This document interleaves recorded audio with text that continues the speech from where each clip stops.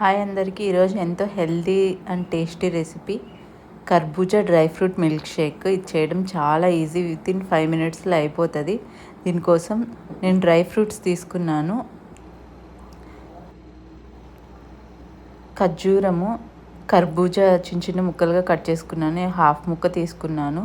పిస్తా పప్పు, బాదం పప్పు, జీడిపప్పు, ఎండు ద్రాక్ష, వాల్నట్స్. నేను ఇవి తీసుకున్నాను, అన్నీ కొన్ని కొన్ని తీసుకొని మనం ఫస్ట్ డ్రై ఫ్రూట్స్ వేసి మిక్సీ పట్టించుకోవాలి. ఎందుకంటే ఇవి అన్నీ కలిపి వేస్తే ఇవి మెతగవు కాబట్టి డ్రై ఫ్రూట్స్ వరకు యాడ్ చేసుకొని మనం ఖర్జూరం తీసుకుంటాం కదా, ఆ ఖర్జూరము మనం చిన్న చిన్న ముక్కలుగా కట్ చేసుకుంటే త్వరగా మిక్సీ అయిపోతుంది.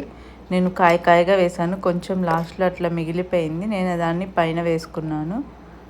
సో మీరు కొంచెం చిన్న చిన్న ముక్కలుగా కట్ చేసి వేసుకోండి. ఇలాగే అన్ని డ్రై ఫ్రూట్స్ వేసుకొని ఇవి మెదగడానికి ఒక మిల్క్ వేసుకోండి. ఒక హాఫ్ గ్లాస్ వరకు మిల్క్ వేసుకోండి. మిగతా హాఫ్ మనం మిక్సీ పట్టేటప్పుడు కొంచెం కొంచెం యాడ్ చేసుకొని మనం మిక్సీ పట్టుకోవాలి. అప్పుడే కొంచెం మెత్తగా మిక్సీ పట్టినప్పుడు అవి మెత్తగా అవుతాయి. దాంట్లోనే కొంచెం కర్బూజా యాడ్ చేసుకొని ఇంకో మిగిలిన పాలను కూడా వేసుకోవాలి. నేను 1 గ్లాస్ మిల్క్ తీసుకున్నాను. తర్వాత వీటన్నిటిని మెత్తగా మిక్సీ పట్టించుకోవాలి. అంతే, ఎంతో టేస్టీగా ఉండే డ్రై ఫ్రూట్ కర్బూజా మిల్క్ షేక్ రెడీ అయిపోయింది. ఒక్కసారి మీరు ట్రై చేయండి, ఇది చాలా టేస్టీగా ఉంటుంది. మీకు కొంచెం స్వీట్నెస్ అలా తగ్గింది అనుకుంటే కొంచెం హనీ యాడ్ చేసుకోండి. షుగర్ అవి ఏమి యాడ్ చేయొద్దు. హెల్దీ రెసిపీ కాస్త అన్హెల్దీ అయిపోతుంది. సో షుగర్ యాడ్ చేయొద్దు.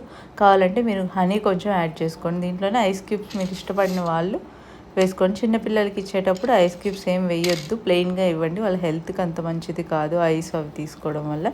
లాస్ట్లో నేను చెప్పా కదా, నాకు కొంచెం మిగిలింది, అవి నేను పైన ఊరికే వేసుకున్నాను డెకరేషన్ అలా. మనం తాగేటప్పుడు నోటికి తగులుతూ ఉంటే టేస్ట్ బాగుంటుంది.